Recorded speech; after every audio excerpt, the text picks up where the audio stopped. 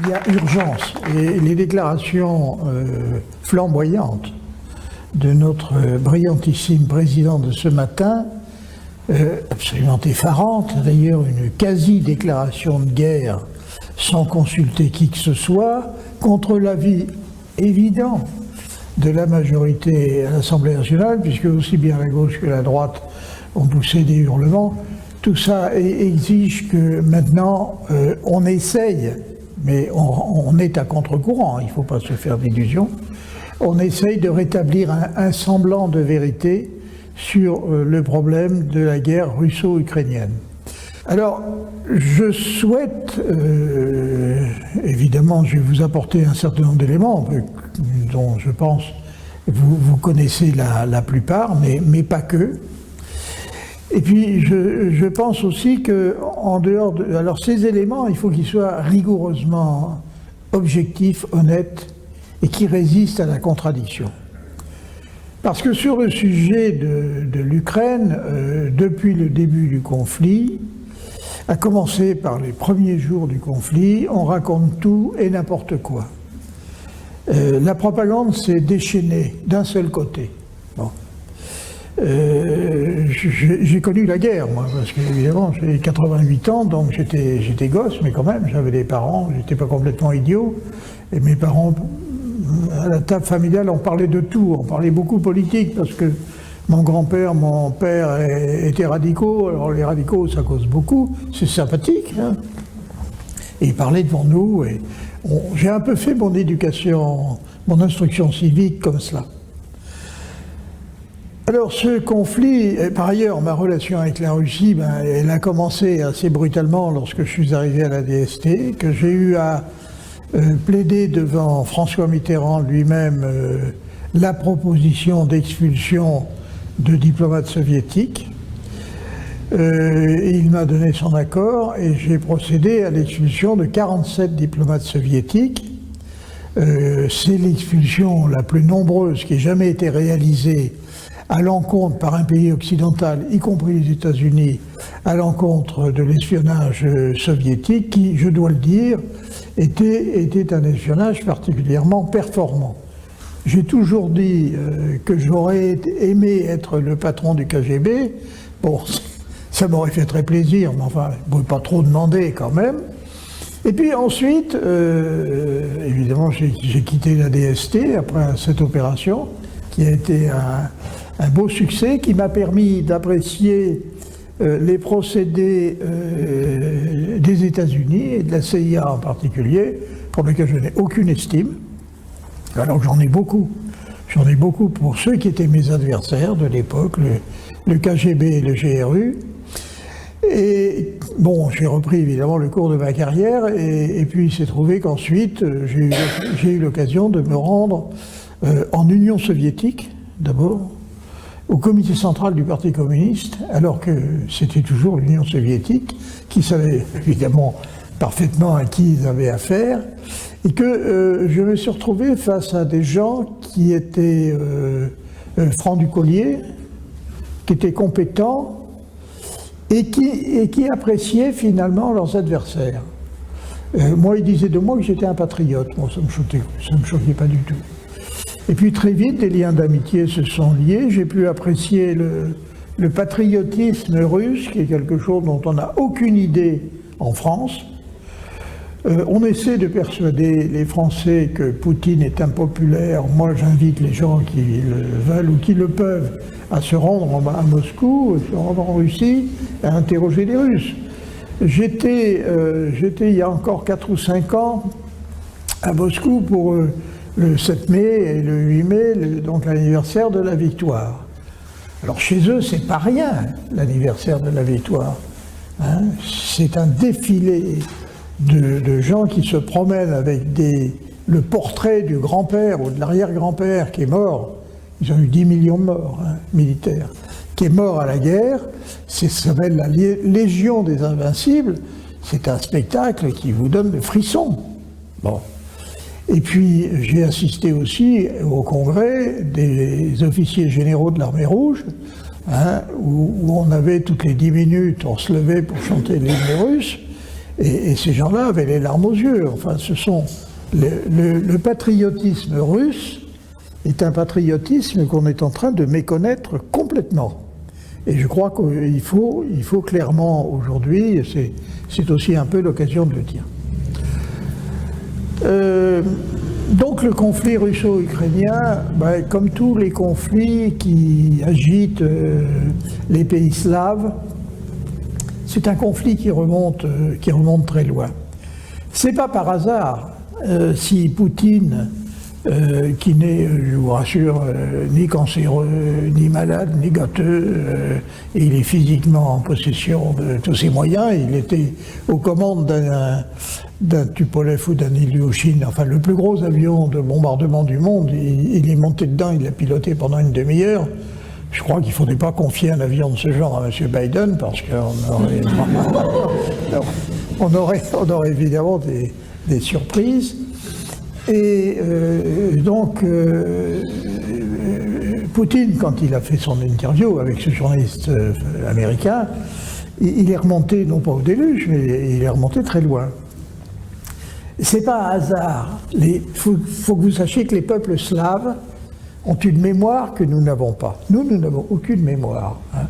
Si vous demandez à nos enfants, c'est même pas la peine de leur parler de la guerre de 14, hein, parce que autant leur parler des campagnes napoléoniennes, dont d'ailleurs ils ne savent rien. Bon, comme ça, c'est 0 partout, la balle au centre, ou 1 partout, la balle au centre. Mais en dehors de cela, les pays slaves ont une mémoire phénoménale. Je m'en suis rendu compte lorsque, étant élu député de Cherbourg, je suis arrivé à l'Assemblée nationale, et vous savez, quand vous arrivez à l'Assemblée nationale, dans les premiers jours, on vous dit « tu veux faire partie de quel groupe d'amitié ?» Alors les petits malins, ils prennent amitié France-États-Unis, comme ça ils ont des voyages aux États-Unis, les autres ils prennent France-Allemagne, France-Angleterre, alors il y a des trucs exotiques hein, aussi, il y a des France n'importe quoi, bon. Et moi j'ai dit je voudrais France-Serbie, on m'a dit mais il n'y en a pas. J'ai dit pourquoi il n'y a pas de groupe France-Serbie Eh bien je vais en créer un. Alors on me dit, j'ai dit, il n'y a aucune raison, moi je crée un groupe France-Serbie. Alors on me dit d'accord, et je me retrouve, nous étions 4 dans le groupe France-Serbie. Alors il y avait un communiste, c'est quand même, il était sympa d'ailleurs, hein. Il y avait le RPR de service pour me surveiller, parce que moi j'étais à l'UDF, et puis il y avait un avocat, bien connu sur les places de Paris, je ne dirais pas son nom, qui lui faisait des affaires à Belgrade. Voilà, on était 4. Et j'ai commencé à faire la connaissance de la Serbie. Je vous dis un petit mot de la Serbie parce que ça joue un grand rôle dans l'affaire de l'Ukraine. Et on était 4, et j'ai vu arriver à moi assez rapidement le général Pierre-Marie Gallois, que vous connaissez peut-être, qui a été le pape de la géopolitique française. Et puis un journaliste, j'oublie toujours son nom, qui était serbe d'origine et qui était journaliste au Point, et qui était très, très compétent, et Paul-Marie de la Gorce, que vous avez probablement tous connu aussi, qui était un des meilleurs spécialistes de l'Algérie. Et on a créé, donc dans la foulée, à 4, on avait vite fait de discuter, hein, j'ai commencé à aller en Serbie. La Serbie était alors sous l'empire d'un embargo décidé par l'ONU et dont je n'hésite pas à dire que c'est une ignominie. Et la France pataugeait là-dedans allègrement. Oui, il faut punir ces affreux. Alors punir ces affreux, ça voulait dire qu'en Serbie, il n'y avait aucun médicament qui rentrait. Aucun. Que les Serbes étaient évidemment privés de la disposition de leur aéroport à Belgrade, donc pas d'aéroport. Et il y avait évidemment des restrictions terribles, même sur la nourriture, sur les équipements de toute nature. La Serbie était véritablement mise à genoux. Or, quand vous arrivez à Belgrade, la première chose que vous voyez, c'est le jardin du Kalemegdan. Le jardin du Kalemegdan, vous savez, Belgrade est construite sur un éperon rocheux qui est au confluent du Danube et de la Save. Et c'est là qu'ils se rejoignent. Et après, ils ne forment plus que le Danube. Et le Kalemegdan, c'est un jardin public qui est situé tout en haut sur cet éperon rocheux. Et dans ce jardin public, il y a une statue. Alors c'est une statue qui doit être trois fois plus haute que ça, qui représente une femme, et il y a écrit en dessous, en français, « à la France ». Vous voyez, quand je vous dis ça, je suis encore très ému. Hein, à la France. Et de l'autre côté, cette phrase, « Aimons la France comme elle nous a aimés ». Est-ce que vous connaissez un autre pays au monde où il y ait des inscriptions semblables? Eh bien, M. Chirac, il a envoyé l'aviation française pour bombarder Belgrade. Comment voulez-vous que les Serbes comprennent, hein? Et quand j'ai vu, moi, pas ma première visite, mais à la 2e ou 3e, le bombardement avait eu lieu, la même statue du Kalemegdan, les Serbes se sont contentés de la recouvrir d'un voile noir. Voilà. Ça, c'était la réponse que les Français donnaient aux Serbes, dont la statue, il y a une statue équestre en face du Parlement de Belgrade, hein, c'est la statue de Franchet d'Espéré. Bon, et même pas la statue d'un Serbe. Alors, qu'est-ce qui s'est passé à Belgrade? On a tordu le droit, on a tordu le droit international, hein, d'une manière tout à fait scandaleuse. Parce que, évidemment, il y avait le grand projet porté à la fois par l'Allemagne et le Vatican, hein, qui jouait un rôle aussi, alors c'était beaucoup plus subtil, hein, pour démembrer la Serbie. Ben, le Vatican, c'est pour récupérer la Croatie catholique, évidemment. Et donc, le jeu était de démembrer la Serbie. Alors, tant qu'il s'agissait de la Croatie, c'est vrai qu'il y avait une certaine... ou de la Slovénie, qui avait une certaine existence, une histoire, pourquoi pas. Mais quand on arrivait à la Bosnie n'a jamais existé.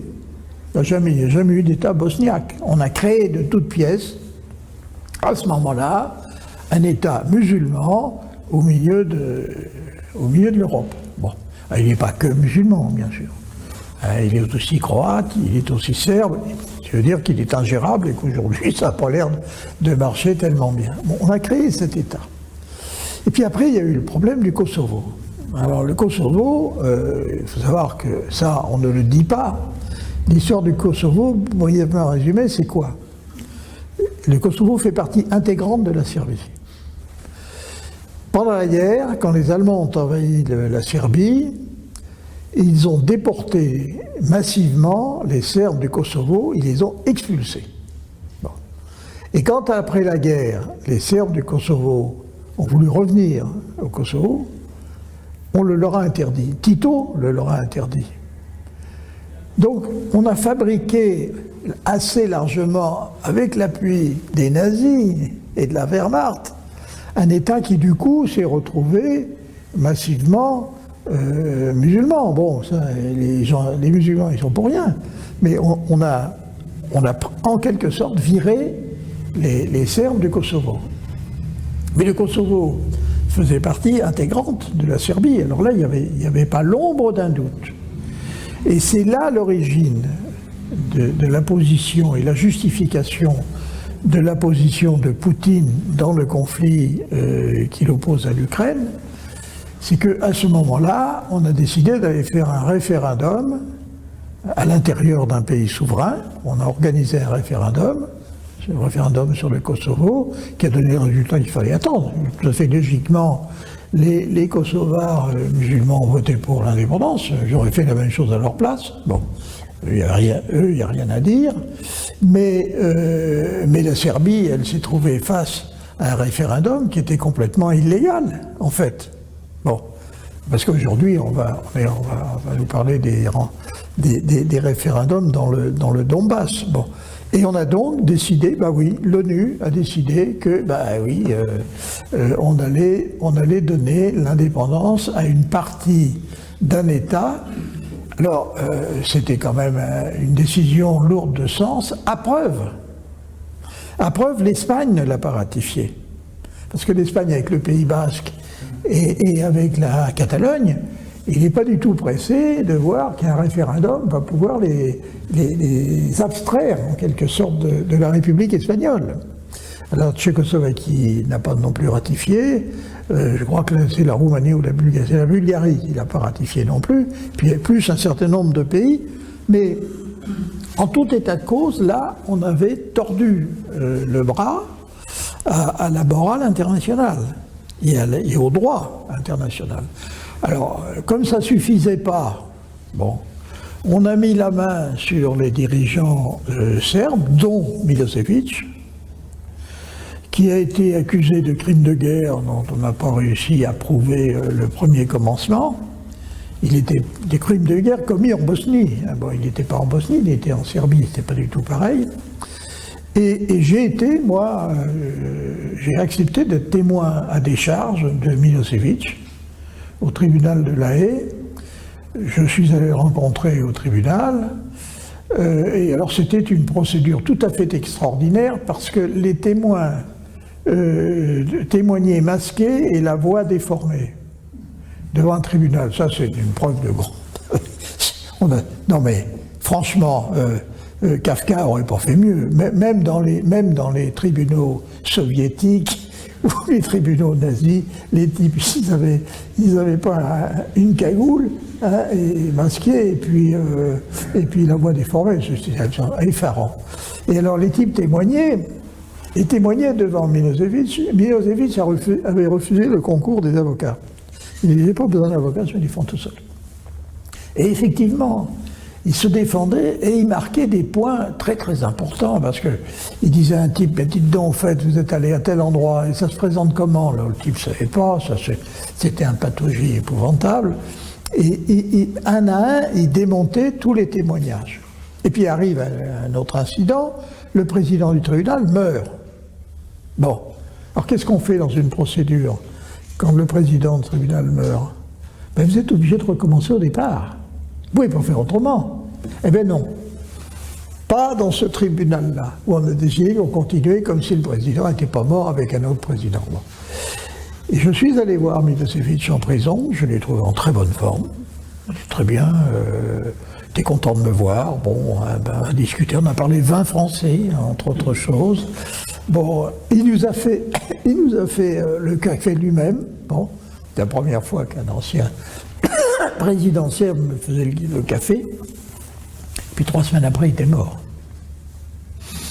Bon, alors j'en dirai pas plus, mais la mort de Milosevic, on n'en a pas fait des tonnes comme la mort de M. Navalny. Hein, beaucoup. Et pourtant, il est clair que moi je peux certifier que 3 semaines avant sa mort, il était en pleine forme. Voilà. Alors, maintenant on va en venir à ce fameux conflit russo-ukrainien. D'abord pour dire que l'Ukraine est un pays neuf. C'est pas une nation récente.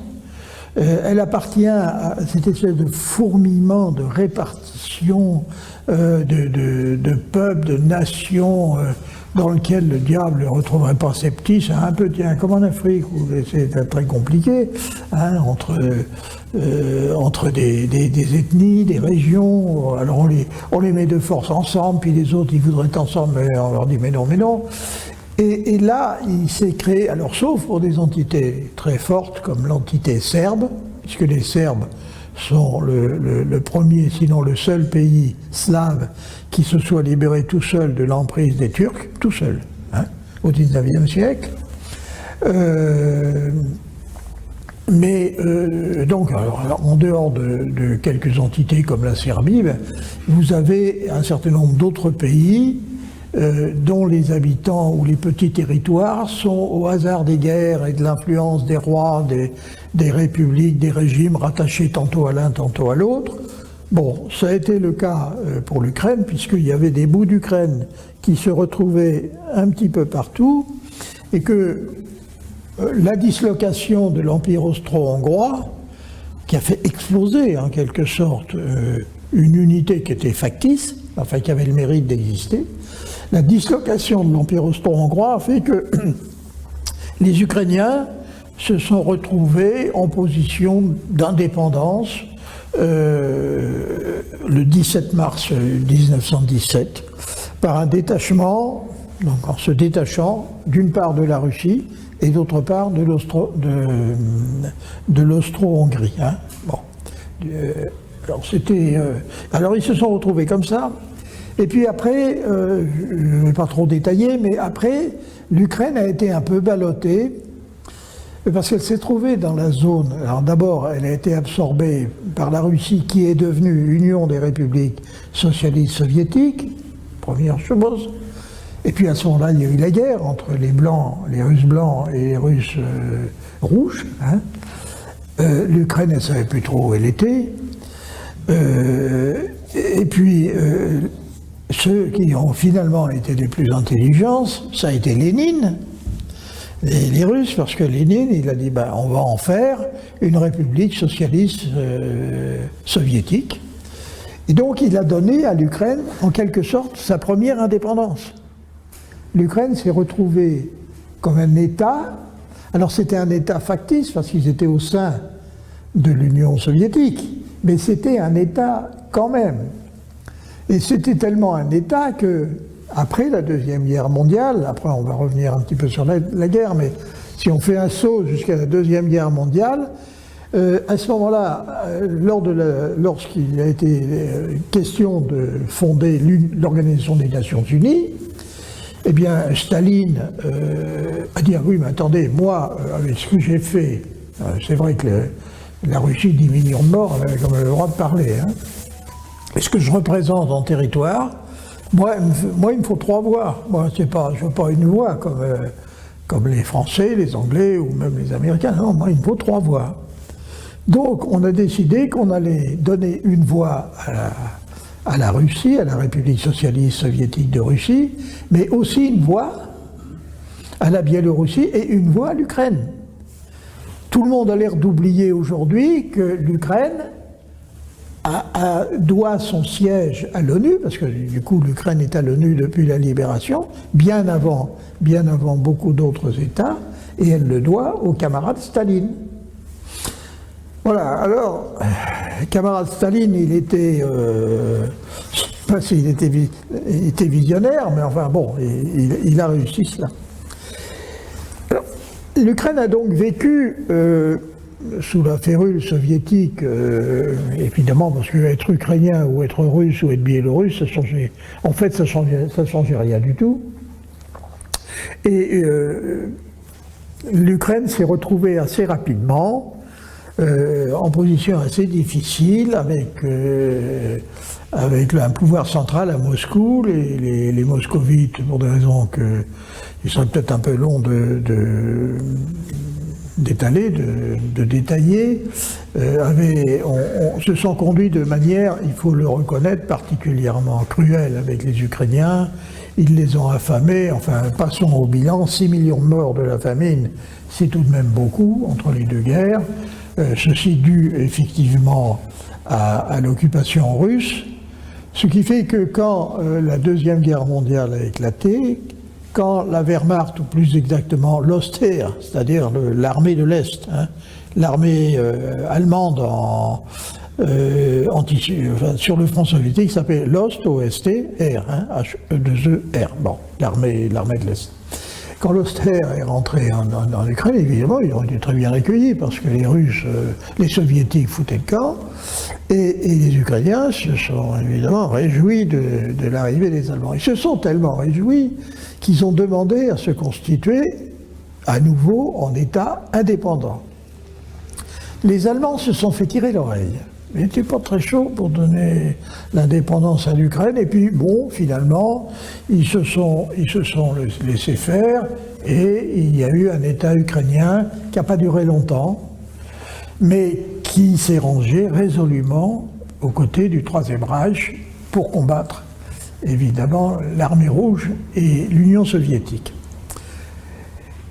Et en dehors de cet engagement politique global, il y a eu, à ce moment-là, des sollicitations très fortes adressé aux Ukrainiens qui voudraient bien se battre dans les rangs de l'Osther, hein, comme le faisaient les Roumains, comme le faisaient les Italiens. Vous savez qu'il y avait beaucoup de contingents à côté du contingent allemand, hein, à Stalingrad. Hein, il y avait beaucoup d'Italiens. Hein. Bon, c'est d'ailleurs là que les Russes s'attaquaient là où étaient les Italiens, ça perçait plus facilement. Bon, j'espère que mes amis, il n'y avait pas d'Italiens. Hein. Bon, tant mieux, hein, tant mieux. Et donc on a été jusqu'à constituer une division SS entière, la division Galicie, division Waffen-SS, entièrement composée d'Ukrainiens, qui d'ailleurs ont eu le bonheur de participer à la répression de la résistance en Bretagne, puisqu'ils sont venus en France, plus un certain nombre d'Ukrainiens qui s'enrôlaient dans des unités SS diverses, mais il est indiscutable qu'il y a eu pendant la guerre un nombre tout à fait conséquent d'Ukrainiens qui se sont engagés dans la SS contre l'armée rouge. Alors en plus de ça, il y avait des forces de police, il y avait une légion ukrainienne, il y avait le 200e bataillon de la Schutzmannschaft, il y avait une armée de libération de l'Ukraine, il y avait le 201e bataillon de la Schutzmannschaft, bon, il y avait l'armée insurrectionnelle de l'Ukraine. Bon. Et puis la 14e division Waffen-SS Galicie. C'est vous dire qu'il y avait quand même au sein de l'appareil militaire allemand un nombre, comme je vous le disais tout à l'heure, très conséquent d'Ukrainiens. En plus, souvenez-vous, ça se voit à travers les films qu'on voit à la télévision, il y avait un nombre très important d'Ukrainiens qui étaient gardiens de camps de concentration. Hein. Je crois que sur le film de Sobibor, hein, les gardiens sont ukrainiens. Bon, c'est pas moi qui l'ai inventé. Hein. Bon. Or, pour être gardien de camp de concentration, il fallait quand même... Bon, passons. Hein. Alors, quand l'armée rouge est revenue en Ukraine, eh ben, évidemment, si je puis dire, ça a été leur fête. Bon. Et ça a évidemment conforté les Russes dans cette idée que les Ukrainiens étaient quand même pas des soviétiques comme les autres. On a navigué comme ça jusqu'en 1991, bon, avec une Ukraine qui a eu à un certain moment, comme commissaire politique, un certain Nikita Khrouchtchev. Ou Khrouchtchev, bon, je ne sais pas comment on dit exactement. Je crois que les Russes disent Khrouchtchev. Et Khrouchtchev, étant commissaire politique, donc le patron d'abord de l'Ukraine, et puis après il a été patron quand même de l'Union soviétique tout court, hein, il ne faut pas l'oublier. C'est Khrouchtchev qui a décidé de rattacher la Crimée à l'Ukraine. Ça n'avait à l'époque strictement aucune importance. Hein. Tout le monde était soviétique. Alors que vous soyez soviétique de Crimée, soviétique de Russie, soviétique de l'Ukraine, ça n'avait aucune importance. Bon. Et donc, personne n'a rien dit. D'autant plus qu'à ce moment-là, il y avait un certain nombre d'Ukrainiens connus qui... Attendez, je cherche les noms. Bon, je vais les retrouver tout à l'heure. Mais il y avait un certain nombre de hauts personnages. Ah oui, c'est ça. Il y avait Podgornik, c'était quand même pas rien, il était connu. Et il y avait Kirichenko. Bon, ces gens-là, qui étaient ukrainiens, étaient au comité central du Parti communiste de l'Union soviétique. Donc c'était des gens qui étaient ukrainiens, qui étaient intégrés, qui étaient tout à fait imprégnés, qui étaient dans l'appareil soviétique. En 1991, quand l'Union soviétique a explosé, l'Ukraine, évidemment, comme toutes les autres républiques, ex-républiques socialistes fédératives, s'est retrouvée indépendante. Et évidemment, elle avait dans son escarcelle, si je puis dire, il y avait la Crimée. La Crimée qui était russe, qui a toujours été russe, qui n'a jamais été que russe, enfin peut-être avant la Russie, je ne sais pas, il faut peut-être remonter très loin, mais on sait donc les Criméens se sont retrouvés pris au piège. Ils étaient russes, ils parlaient russe, mais ils étaient dans un état où ils avaient été normalement intégrés du temps de l'Union soviétique. Et ça, c'est un élément qui est très important parce qu'il n'est pratiquement jamais rappelé. On oublie, quand on parle de l'Ukraine, que le rattachement de l'Ukraine, de la Crimée à l'Ukraine, il est dû à la volonté d'un homme, Khrouchtchev. Bon. Et il est dû à l'appareil communiste de l'Union soviétique. Ce n'est pas du tout un choix des habitants. Bon. Ça, c'est la première chose. Deuxième chose, les régions du Donbass, donc le Donetsk, le Lougansk, bon, sont également des régions russes. Et la meilleure preuve que c'est les régions russes, c'est que, souvenez-vous de Stakhanov, ça vous dit rien? Le stakhanovisme. Alors c'était qui Stakhanov? C'était un mineur du Donetsk, qui d'ailleurs n'a jamais accompli les performances d'abattage de charbon qu'on lui a prêté, mais ça c'est pas grave. Bon, cette partie-là, les mineurs du Donetsk, c'était des Russes. Bon. Et c'est des gens qui parlent russe, ils sont russophiles, ils se sentent même russes, c'est pas la peine. Eux aussi, ils ont été en quelque sorte pris au piège. Je ne dis pas ça pour dédouaner Poutine, mais quand même, quand on regarde d'un peu plus près la situation, et on peut organiser tous les référendums, tous les scrutins que vous voulez, bon, il est évident que ces gens-là, ils ne vont pas voter pour le rattachement à l'Ukraine. Et c'est là où nous retrouvons notre affaire du Kosovo.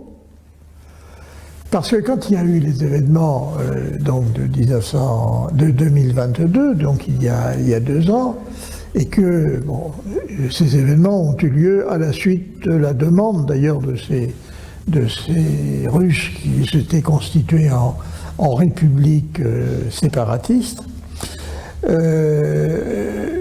les Russes se sont dépêchés, Poutine s'est dépêché, vous vous souvenez, d'organiser des référendums qui ont donné les résultats que l'on sait. Et quand l'ONU et la France, évidemment, ont dit « mais attendez, ces référendums sont complètement illégaux », Poutine a répondu « et celui du Kosovo, il est illégal ?» C'est strictement la même chose. Comme on dit à la Guadeloupe, c'est même bitin. Bon. Voilà. Alors, ce substrat, si vous voulez, politico-juridique qui sous-tend aujourd'hui le conflit, avec évidemment cette vieille rancune russe à l'encontre des Ukrainiens, qui sous-tend aujourd'hui le conflit, la guerre qui a éclaté entre les deux. Un petit retour en arrière, pas très long celui-là, quand M. Barroso a été président de la Commission européenne.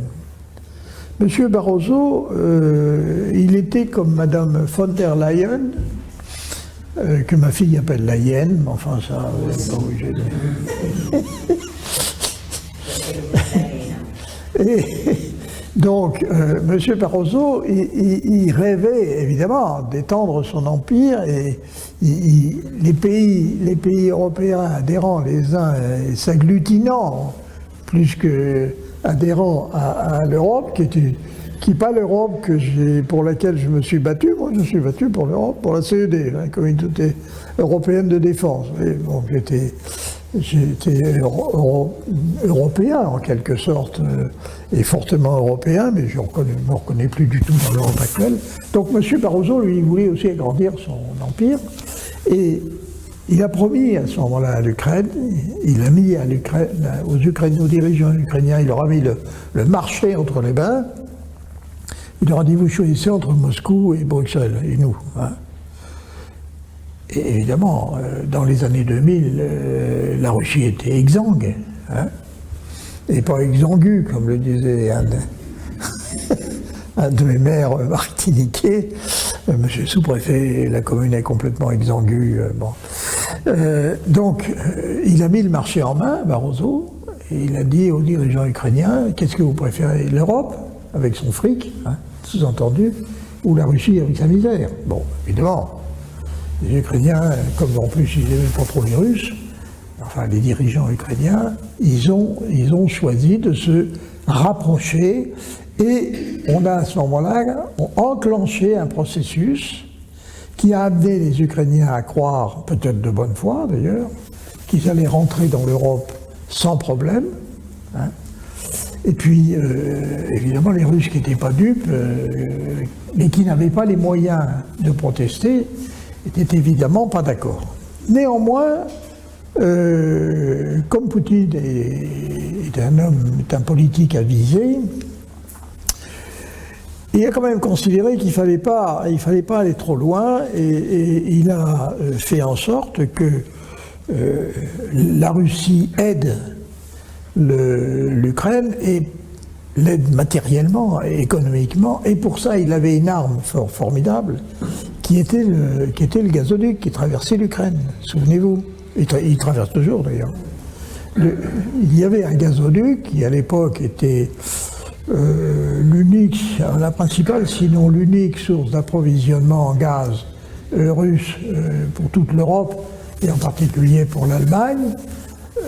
Et il a donc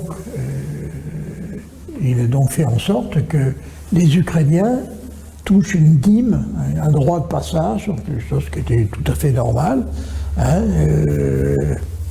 pour ce gazoduc. Alors c'était pour les Ukrainiens une occasion intéressante, c'était des revenus qui tombaient, c'était une rente, hein, et évidemment ça leur allait très bien. Les Russes, ça leur allait très bien aussi. Alors il y avait de temps en temps, il y avait des conflits parce que les Ukrainiens, ils prélevaient évidemment du gaz au passage. Alors le gaz qu'ils prélevaient, il fallait qu'ils le payent. Bon. Alors souvent, ils y mettaient beaucoup de retard, ce qui fait que les Russes n'étaient pas contents, ils fermaient les robinets, bon, puis les Ukrainiens finissaient par payer, et finalement on se retrouvait avec des situations un peu à la slave. Hein. Bon, on finissait par s'arranger sur un coin de table. Bon. Il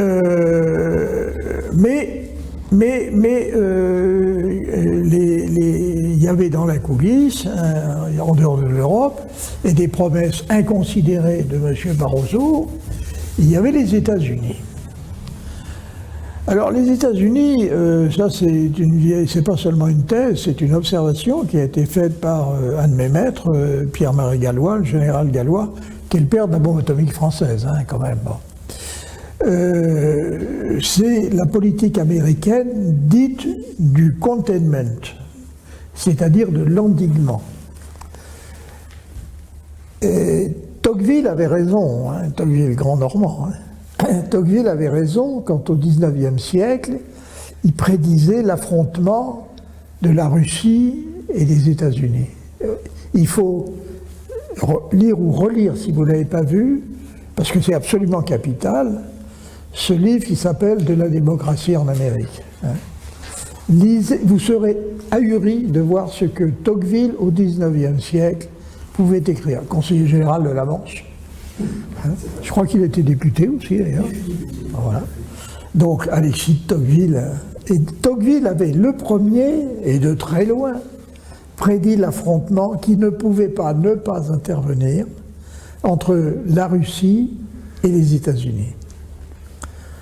Alors, c'est intéressant hein, de lire ce... Il faut en revenir là.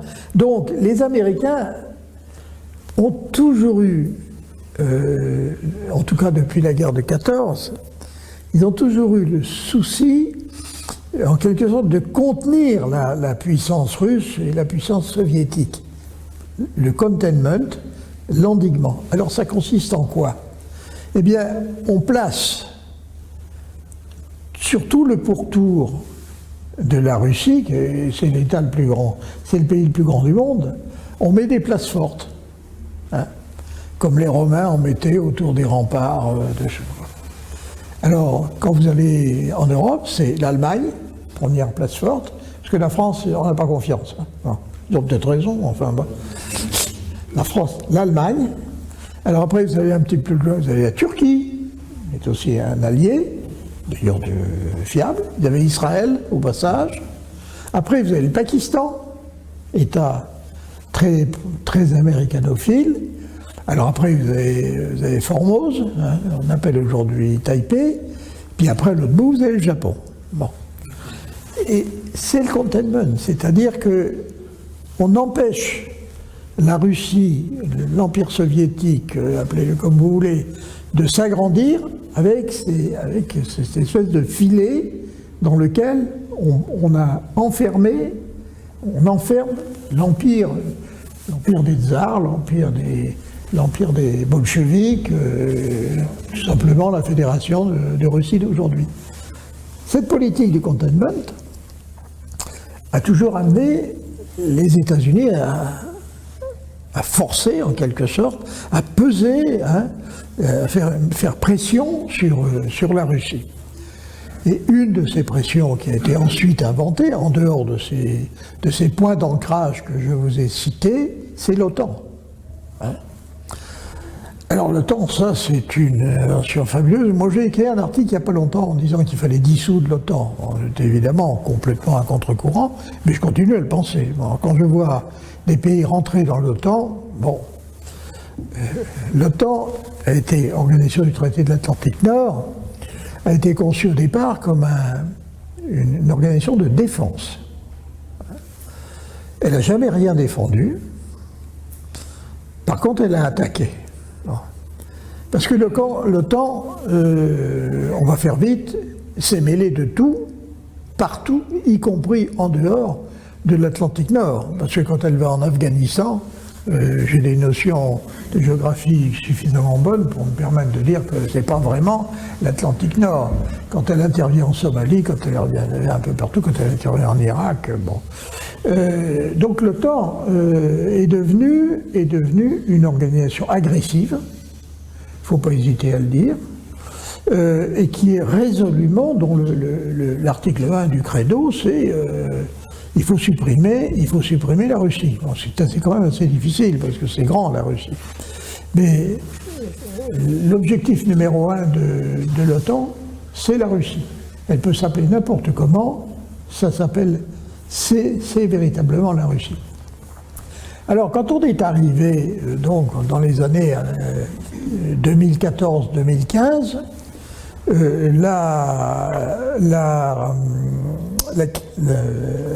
l'Ukraine s'était donné un président qui était pro-russe, bon, et qui voulait orienter l'Ukraine vers la Russie. Alors à ce moment-là, les Américains sont intervenus. Et ils sont intervenus comment? Ils ont fait ce qu'ils avaient fait en Iran avec la chute du docteur Mossadegh, qui était quand même un grand monsieur. C'était docteur Mossadegh est le premier Iranien qui a rendu à l'Iran les ressources du pays, qui s'est dégagé des compagnies coloniales et impérialistes, qui étaient les compagnies, alors ça c'est des compagnies anglaises, la British Petroleum en particulier. Donc, ils ont voulu, pour renverser ce dirigeant russe, Yurtchenko, ils ont fomenté des émeutes. Ils ont fomenté des troubles un petit peu partout. Madame l'ambassadrice des États-Unis à Kiev, qui s'appelait Victoria Nuland, s'est vantée, c'est pas moi qui le dis, elle s'est vantée d'avoir dépensé, excusez du peu, 5 milliards de dollars. Avec 5 milliards de dollars, moi je vous fais, on se met tous ensemble, on va faire une belle petite révolution en France. On va même se contenter de moi. Pour la France. Voilà, et c'est comme ça qu'ont éclaté les événements de 2014 avec ce qu'on a appelé la révolution de Maïdan. Vous vous souvenez probablement de cette révolution. Et le dirigeant pro-russe, il est obligé de s'enfuir, de partir, et on a mis à la place un dirigeant pro-américain. Et à ce moment-là, quand même, la situation était un peu explosive, parce que les Russes n'étaient pas très contents. C'est à ce moment-là, d'ailleurs, qu'ils se sont rattrapés en en revenant, je ne vais pas dire en s'emparant de l'Ukraine, parce que ce n'est pas un terme qui, moi, me paraît adéquat. En revenant en Ukraine, alors, et vous savez grand, et donc il y avait une situation qui était extrêmement difficile. C'est à ce moment-là que la France, en l'occurrence Monsieur Hollande, hein, et Madame Merkel ont proposé leur médiation.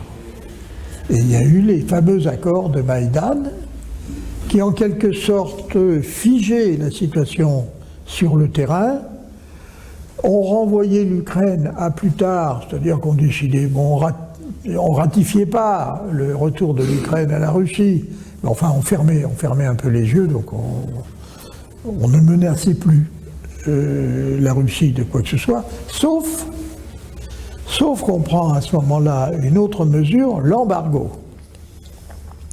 Alors ça, c'est la recette éculée des Américains, de l'ONU et de l'OTAN pour mettre des pays à genoux, l'embargo. Aucun embargo n'a pu changer la nature d'un régime. Par contre, tous les embargos ont ruiné les peuples auxquels ils s'appliquaient. Mais de manière dramatique. Moi, j'ai vu ce que donnait l'embargo en Serbie, vous en avez parlé, c'est une ignominie. J'ai vu ce que donnait l'embargo en Irak. J'ai visité un hôpital d'enfants, alors j'ai vu fermer un hôpital d'enfants à Belgrade, et parallèlement, assez curieusement, j'ai vu ce que donnait le fonctionnement d'un hôpital d'enfants à Bagdad, qui s'appelait l'hôpital Saddam Hussein, où on voyait les enfants mourir devant vous dans les bras de leur mère. Pourquoi? Parce que c'était l'embargo. Bon. Parce qu'il fallait punir. Hein. Et on punissait qui? On punissait pas Saddam Hussein, il mangeait. Hein. Bon. On punissait pas Milosevic, il mangeait. Bon. Non, on punissait le bon peuple. Et le bon peuple, eh ben, il y a eu 1 million de morts dus à l'embargo en Irak. 1 million de morts dus à l'embargo dans un pays de 19 millions d'habitants. C'est terrifiant. Bon. J'ai eu d'ailleurs à Bagdad l'occasion d'en parler avec M. Ekus, qui était un diplomate suédois qui dirigeait la mission d'inspection qui était chargé de trouver des armes de destruction massive en Irak, et qui n'était évidemment jamais trouvé parce qu'il n'y en avait pas. Bon. Et je lui en ai parlé d'homme à homme, les yeux dans les yeux. Hein, et il était protestant comme moi, hein, mais il n'est pas du même protestantisme. Et je lui ai dit, vous n'avez pas honte? Vous vous rendez compte? Vous savez ce que vous faites? Alors il prenait un air consterné. Mais vous êtes sûr? Vous êtes sûr? Ben, je lui ai dit, oui, je suis sûr. Je suis sûr. Ce que vous êtes en train de faire, c'est vraiment dégueulasse. Bon. Alors, bon, tout ça pour dire que lorsqu'il y a eu cet accord de Maïdan, il y avait à côté l'embargo. Alors, je parle de l'embargo en 2 mots parce que ça a eu des effets pour la France en particulier qui étaient assez curieux. Moi, j'ai une espèce de truc dans les oreilles, hein, c'est pas très pratique ce machin-là. Hein. Je pense que vous avez... Il y en a qui ont des appareils auditifs. Non. Alors...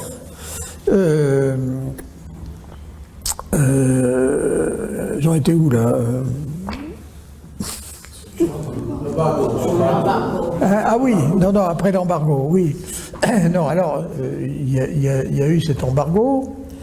Et puis, oui, alors l'embargo sur la France, nous, c'est là où j'en étais, nous avions des relations avec les Russes dans le domaine agricole et dans le domaine de l'armement. Alors, dans le domaine agricole, vous aviez un certain nombre de gros opérateurs français qui se sont installés en Russie. Et je peux vous citer Champagne Céréales, qui est le plus gros groupement, la plus grosse coopérative céréalière d'Europe, hors Ukraine, hein, mais une énorme coopérative céréalière. Comme j'étais préfet de la Marne, évidemment, je les ai bien connus.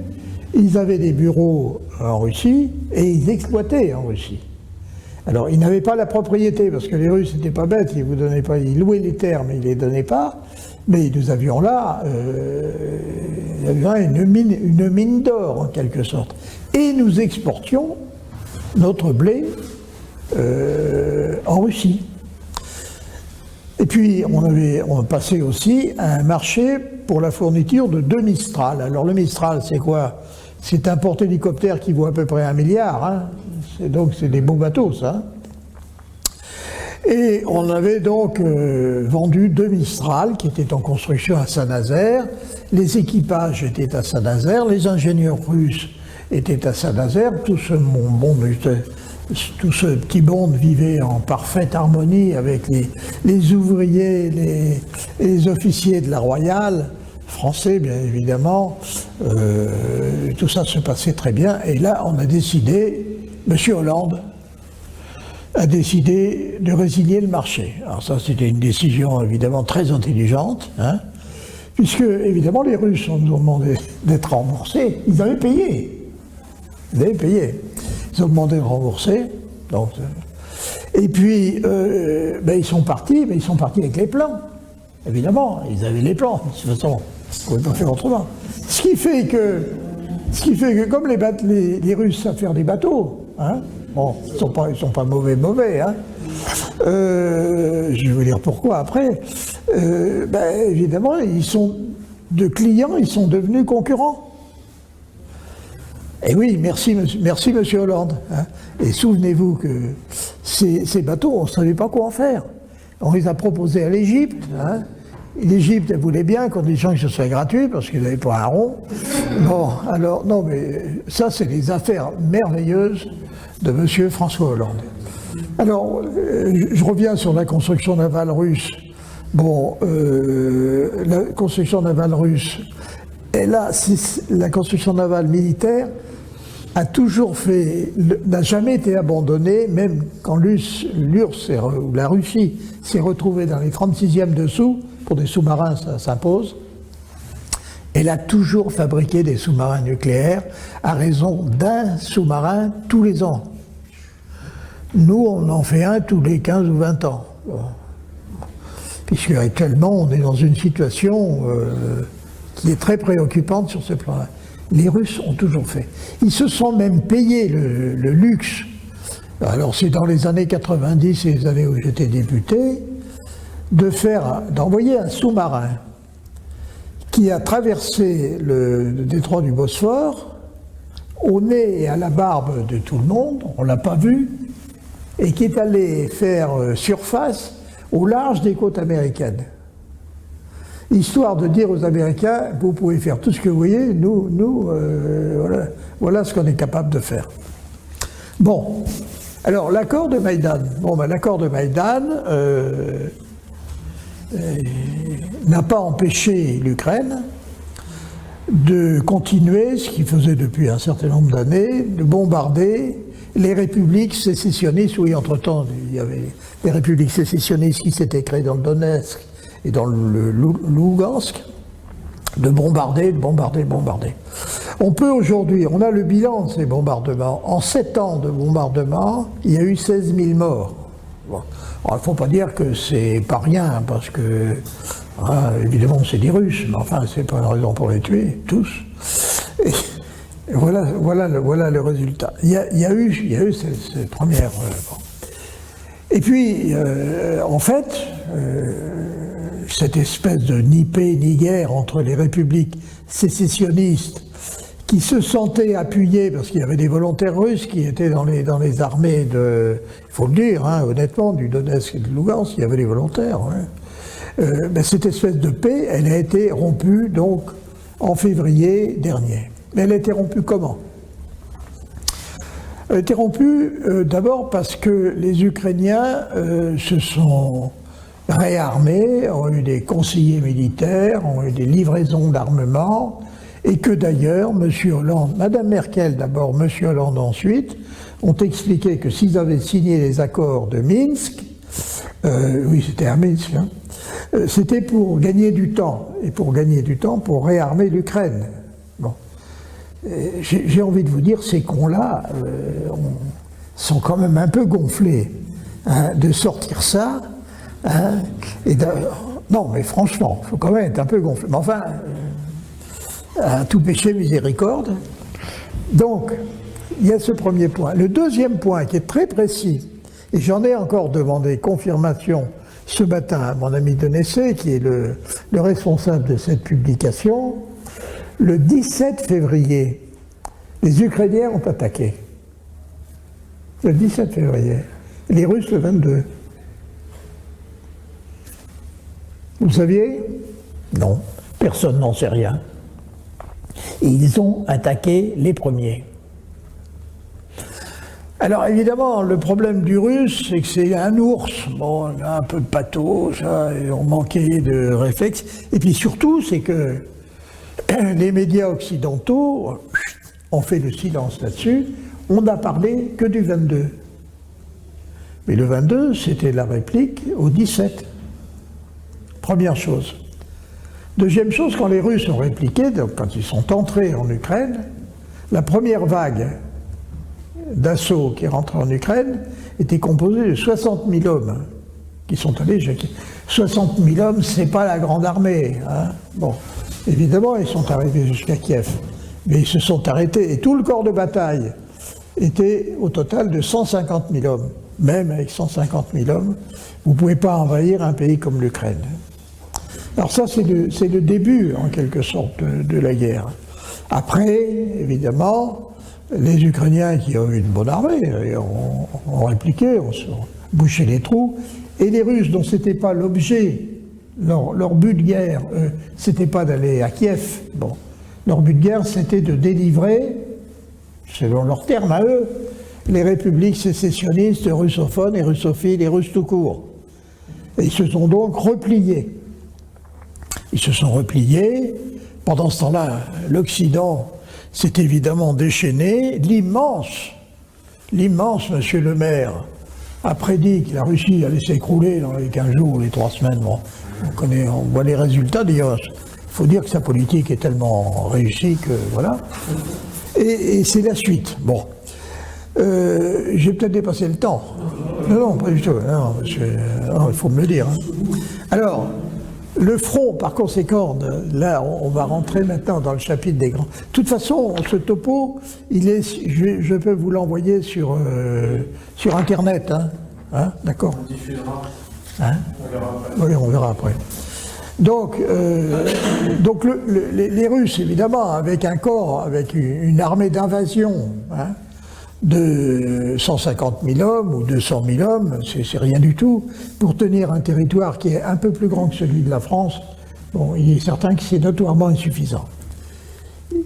Alors, le but de guerre de Poutine, en réalité, c'est de récupérer, hein, c'était dans un premier temps de protéger, puis après l'appétit vient un peu en mangeant, ça a été de récupérer ces territoires qu'il peut, de son point de vue, on le partage ou on ne le partage pas, considérer comme russes, et de leur faire réintégrer la Fédération de Russie.